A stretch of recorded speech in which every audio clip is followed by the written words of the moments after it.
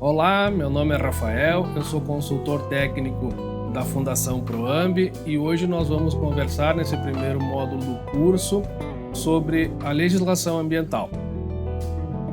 Para uma compreensão adequada da legislação ambiental, se faz necessário entender primeiramente as características do meio ambiente e também a teoria geral do direito ambiental.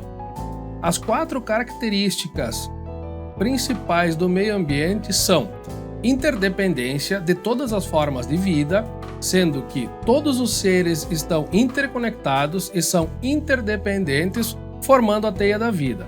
Ao se afetar uma parte, outra parte e o todo são afetados.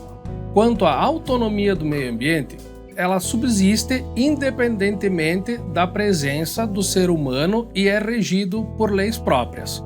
Quanto à complexidade, outra característica, trata-se do funcionamento conjunto de várias estruturas que fixam as relações internas inseparáveis. E a última característica é que o meio ambiente é necessário, ou seja, sem meio ambiente não pode subsistir a vida.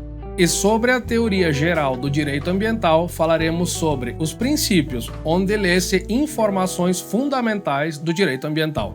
São as características: meio ambiente ecologicamente equilibrado, onde funde-se na conservação das propriedades e das funções naturais do meio ambiente.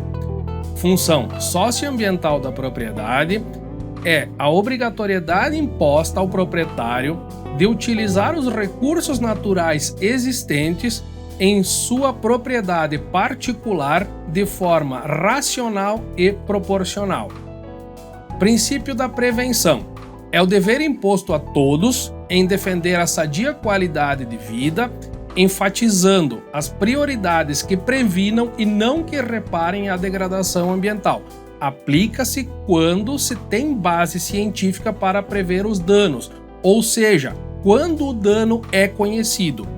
Ao contrário, temos o princípio da precaução, onde, na ausência de certeza técnica ou científica quanto à potencialidade danosa de uma conduta ao meio ambiente, se faz necessária a adoção de medidas para afastar o perigo abstrato. Princípio do poluidor-pagador. Deve o poluidor responder pelos custos sociais da degradação causada pela sua atividade, devendo-se agregar esse valor no custo produtivo, para evitar que se privatizem os lucros e se socializem os prejuízos.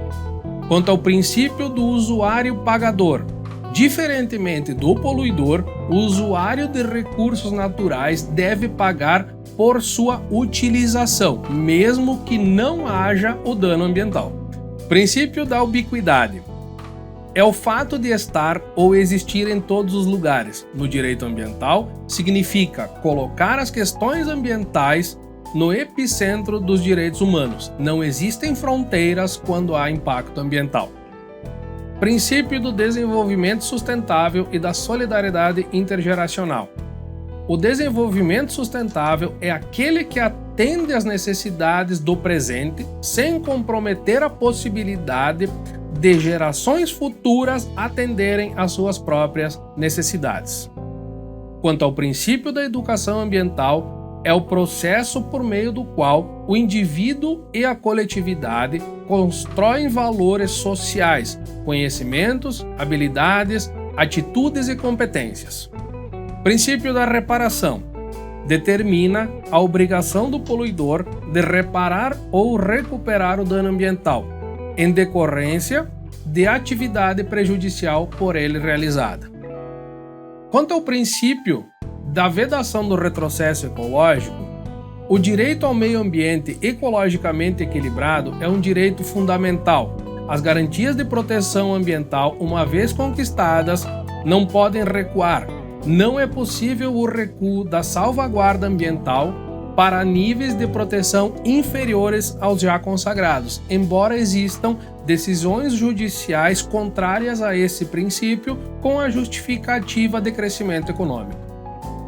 Agora que nós vimos as características do meio ambiente e da teoria geral do direito ambiental, nós passamos à legislação em ordem cronológica e não de importância. A Lei nº 6.938 de 1981 é conhecida como Política Nacional do Meio Ambiente e ela tem 3 principais características. O que trata a lei, sobre o que trata a lei, quem vai operar a lei e através de que, ou seja, como ela vai ser operacionalizada. E no artigo 2º, ela tem como seu objetivo a preservação, melhoria e recuperação da qualidade ambiental propícia à vida. Ainda no artigo 2º, temos os seguintes princípios. Primeiro, ação governamental na manutenção do equilíbrio ecológico, considerando o meio ambiente como um patrimônio a ser necessariamente assegurado e protegido, tendo em vista o uso coletivo. 2. Racionalização do uso do solo, do subsolo, da água e do ar. 3. O planejamento e fiscalização do uso dos recursos ambientais. 4. Proteção dos ecossistemas com a preservação de áreas representativas. 5. Controle e zoneamento das atividades potencial ou efetivamente poluidoras. O 6. Os incentivos ao estudo e à pesquisa de tecnologias orientadas para o uso racional e a proteção dos recursos ambientais. 7. Acompanhamento do estado da qualidade ambiental. 8. Recuperação de áreas degradadas. 9. Proteção de áreas ameaçadas de degradação. E o 10. Educação ambiental a todos os níveis de ensino, inclusive a educação da comunidade, objetivando capacitá-la para participação ativa na defesa do meio ambiente.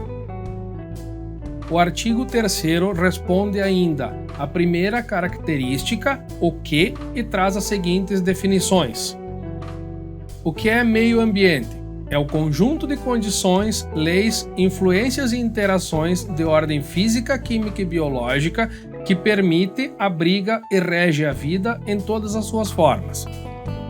A degradação da qualidade ambiental é a alteração adversa das características do meio ambiente.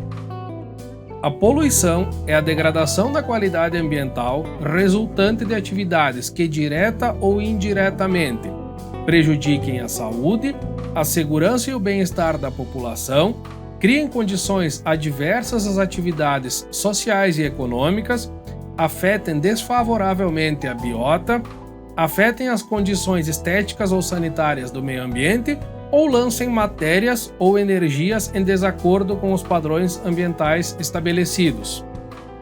O poluidor é a pessoa física ou jurídica de direito público ou privado responsável direta ou indiretamente por atividade causadora de degradação ambiental. E os recursos ambientais são a atmosfera, as águas interiores, superficiais e subterrâneas, os estuários, o mar territorial, o solo e o subsolo, os elementos da biosfera, a fauna e a flora. O CISNAMA, Sistema Nacional do Meio Ambiente, responde à segunda característica da Política Nacional do Meio Ambiente, que é quem irá operar.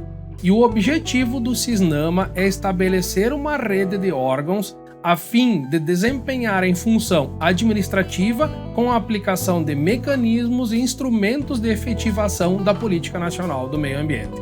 O artigo 6 diz que os órgãos, entidades e fundações da União, Estado e dos municípios compõem o Sistema Nacional do Meio Ambiente e é assim estruturado através do órgão superior, que é o Conselho de Governo, que é quem assessora o Presidente da República, o órgão consultivo e deliberativo, que é o Conselho Nacional do Meio Ambiente, também conhecido como CONAMA, que assessora o Conselho de Governo, órgãos seccionais, que são as entidades estaduais, e os órgãos locais, que são as entidades dos municípios. E a terceira característica da Política Nacional do Meio Ambiente é como aplicar através de que instrumentos? Através do artigo 9, são instrumentos da Política Nacional do Meio Ambiente: o estabelecimento de padrões de qualidade ambiental, o zoneamento ambiental, a avaliação de impactos ambientais, o licenciamento e a revisão das atividades efetiva ou potencialmente poluidoras, os incentivos à produção e instalação de equipamentos e à criação ou absorção de tecnologia voltados para a melhoria da qualidade ambiental, a criação de espaços territoriais especialmente protegidos pelo poder público federal, estadual e municipal, tais como áreas de proteção ambiental de relevante interesse ecológico e as reservas, o Sistema Nacional de Informações sobre o Meio Ambiente, o Cadastro Técnico Federal de Atividades e Instrumentos de Defesa Ambiental, as penalidades disciplinares ou compensatórias ao não cumprimento das medidas necessárias à preservação ou correção da degradação ambiental, a instituição do relatório de qualidade do meio ambiente a ser divulgado anualmente pelo IBAMA, a garantia da prestação de informações relativas ao meio ambiente, obrigando-se o poder público a produzi-las quando inexistentes, o Cadastro Técnico Federal de Atividades Potencialmente Poluidoras e ou utilizadoras dos recursos ambientais, e os instrumentos econômicos, como concessão florestal, servidão ambiental, seguro ambiental e outros. Seguindo a ordem cronológica, em 1988 publicou-se a Constituição Federal, e é de fundamental importância entender que o ordenamento jurídico brasileiro se estrutura de forma piramidal. A Constituição Federal situa-se no ponto mais elevado da pirâmide. Ela deve fundamentar toda a legislação. Sendo assim, inaugurou a fase da constitucionalização da proteção ambiental, através do artigo 225, que diz que todos têm direito ao meio ambiente ecologicamente equilibrado, bem de uso comum do povo e essencial à sadia qualidade de vida, impondo-se ao poder público e à coletividade o dever de defendê-lo e preservá-lo para as presentes e futuras gerações. E para finalizar este módulo do curso, é extremamente importante citar a Lei nº 9.605 de fevereiro de 1998, que dispõe sobre as sanções penais e administrativas derivadas de condutas e atividades lesivas ao meio ambiente. E para facilitar o estudo, as sanções estão relacionadas entre os artigos 70 e 76 da respectiva lei. E quanto à responsabilidade civil, podemos afirmar que a responsabilidade civil ambiental decorre do princípio da reparação do dano. Para sua configuração, exige-se somente 3 elementos: o dano ambiental, o nexo de causalidade entre a conduta, ou seja, o fato do agente, e o dano, e a conduta ou o fato propriamente dito.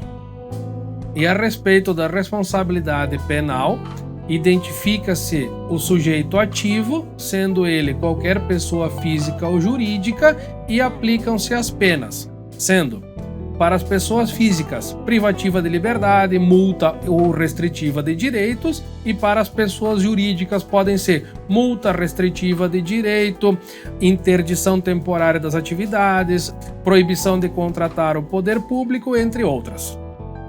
Eu sugiro a leitura das referências citadas para um aprofundamento ao estudo. Esses foram os principais aspectos da legislação ambiental. Eu agradeço a todos e convido a assistirem o módulo 2.